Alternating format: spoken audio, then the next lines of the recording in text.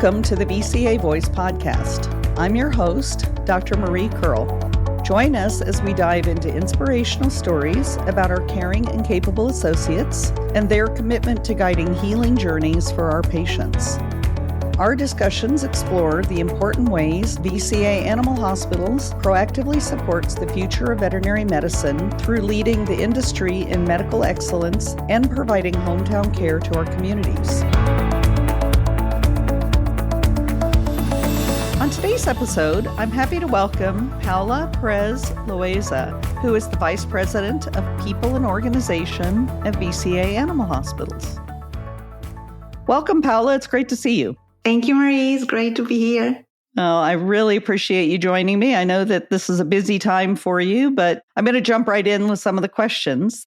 Most of our guests are from the veterinary profession, but you've had a much different journey. Tell me about your professional journey and what led you to Mars. I definitely have a very different background. So I'm an engineer, which is also not normal for people in human resources. But I didn't start my career in human resources. So I spent my first 16 professional years in supply chain. However, my passion for people and organization led me to HR. So in my last years in procurement, I started to get more and more involved in organizational matters like the employee satisfaction survey and how to build action plans to increase satisfaction, engagement, retention. And through all that work, I think I discovered my passion. The HR leaders at my previous company asked me if I was interested in joining HR. And at first, I doubted because I never considered that as a career path. Right. But I give it a try. I say, why not? I mean, it will be interesting to learn something new and to see what is the impact that I can make in this function, both with my passion and with my background in the business. So that's how I joined HR. And my first HR job was in the pet care business that Procter & Gamble had. So Procter & Gamble used to have a pet care business. And I joined Mars because Mars acquired that business from Procter & Gamble. So I joined as an acquisition. What came before joining VCA with Mars, and why were you excited to join VCA when you did? Well, since I joined Mars 11 years ago, I have always been in the pet care business. Okay. So first in pet nutrition, I was in the pet nutrition segment, and the last 6 years, it has been in the veterinary health. Before VCA, I was in Europe on an international assignment working in the veterinary health international business. And when it was time for me to return to the US, I was asked what I would like to do. And without a doubt, I said VCA. First, because I wanted to stay in the veterinary profession. I think this is a beautiful profession. And I think there is so much that we can do from a people and organization function. But also, I was very attracted about the culture of VCA, which is very similar to the culture I experienced in the European business. And it's very similar to my culture and my values. Mm-hmm. I was also very attracted by the complexity of the business. So, VCA offering the full range of services and knowing the complexity that add to the business, that was extremely attractive to me. And I will say that the last point is the reputation that VCA has about the high quality medicine. So it's really good to work for a company that is thought in that way and is respected in that way. You're the Vice President of People and Organization, and I've never been in another company with that title. Share with our listeners what that encompasses and why it's such a vital focus across Mars and within VCA. Every company has a human resource function, and I think that different companies call that function differently to reflect what is the main purpose or the main role of that function. So you will hear people and organization, other companies call it people and culture, but in the essence, it's the same. I think what I love about this function is that it touches every aspect of the employee life cycle from welcome to farewell. It's a huge responsibility to make sure that we create the best experience for candidates as well as for associates, especially in a business like VCA, that is a people business. If we don't have doctors, technicians, assistants, client service representative, we basically don't have a business. You've seen a lot of changes, though, in the time that you've been with VCA. So what are some of the positive changes that have happened in that time to support our associates?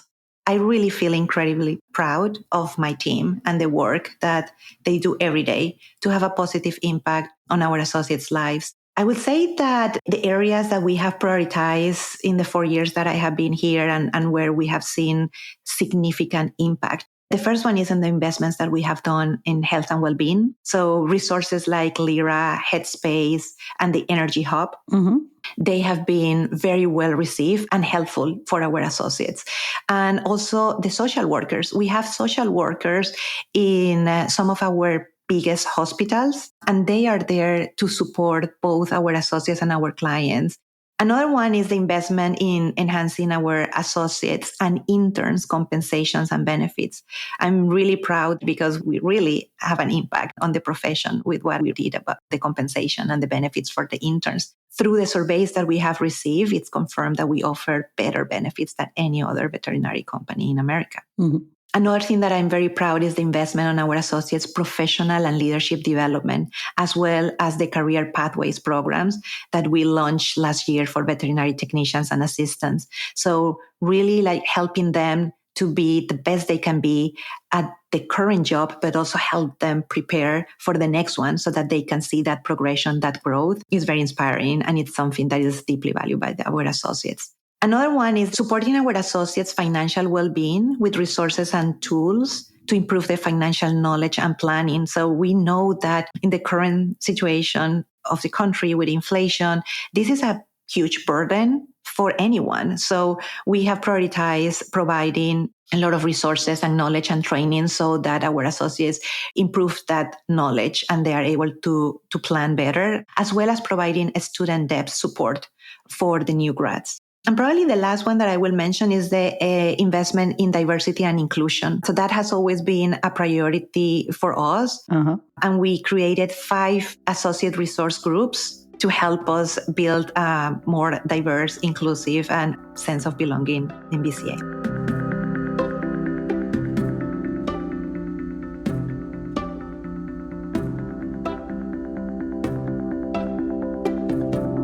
P&O contains a number of different functions within VCA. What are the functions that are in your organization?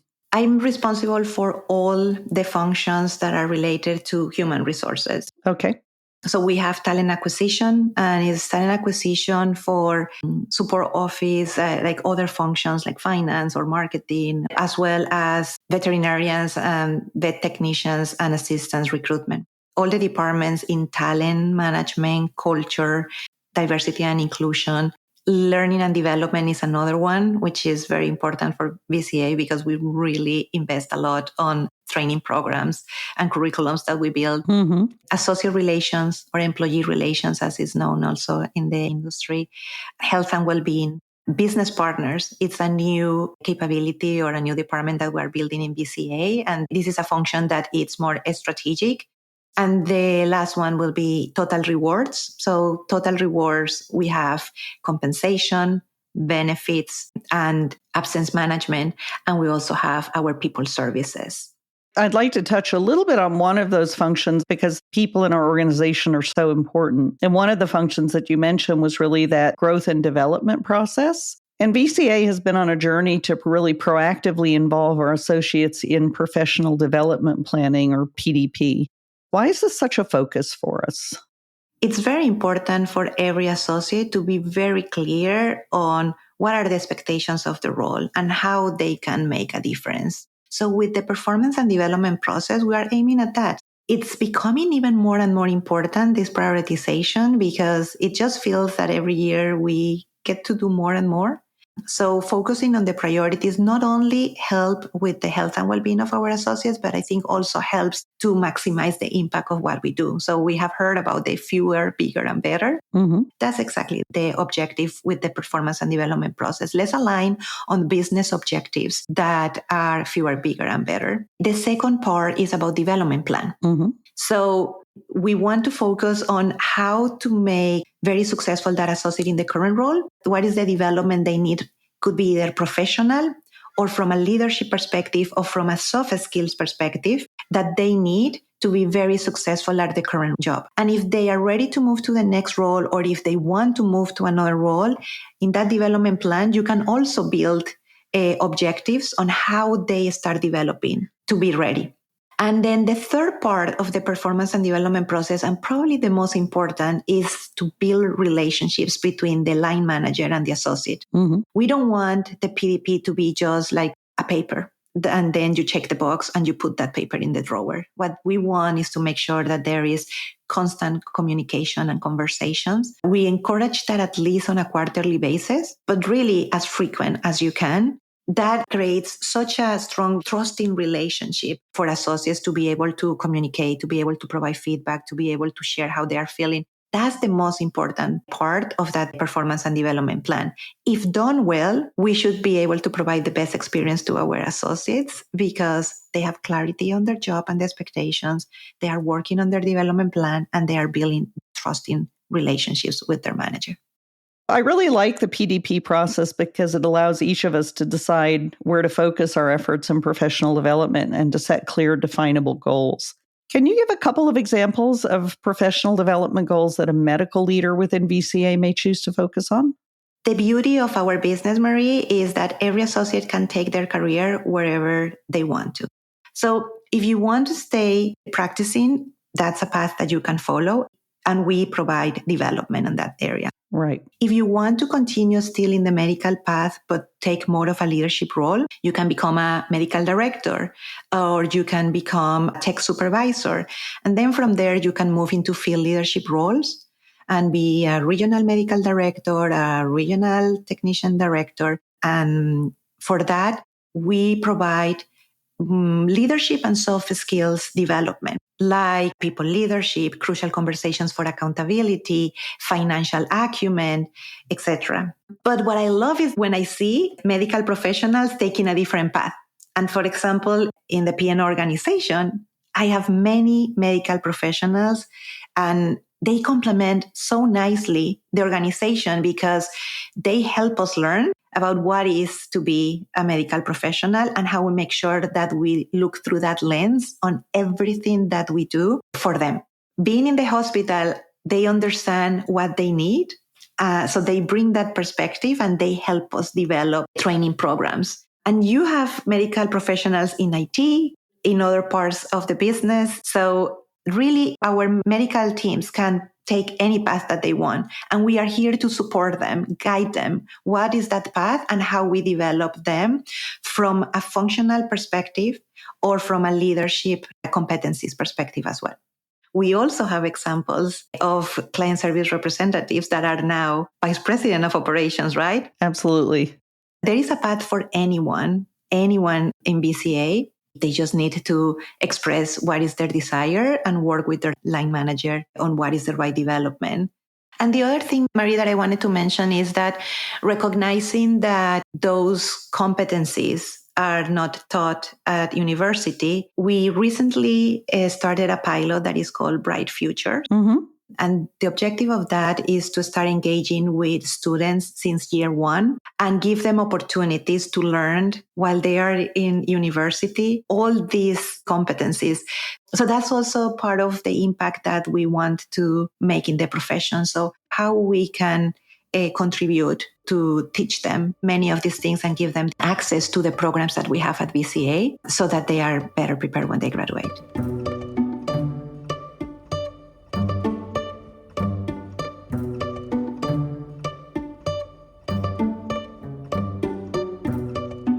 Now I want to talk about the Mars Associate Survey, which I know is one of your favorite topics. Tell me some of the highlights of our 2024 survey and what the goal is of the Mars Associate Survey process. What did we learn of some areas that we needed to focus on? The Mars Associate Survey was launched to all VCA associates for the first time in 2022. We have been increasing the participation year over year, and in 2024, we have a 66% participation. But we want to continue to increase that participation, so we are really hoping that in 2025, we at least get 75, hopefully 80% of participation. We take the feedback very seriously because culture is so important for Mars. And we want to make sure that our associates are highly engaged, that they are very satisfied with their work environment.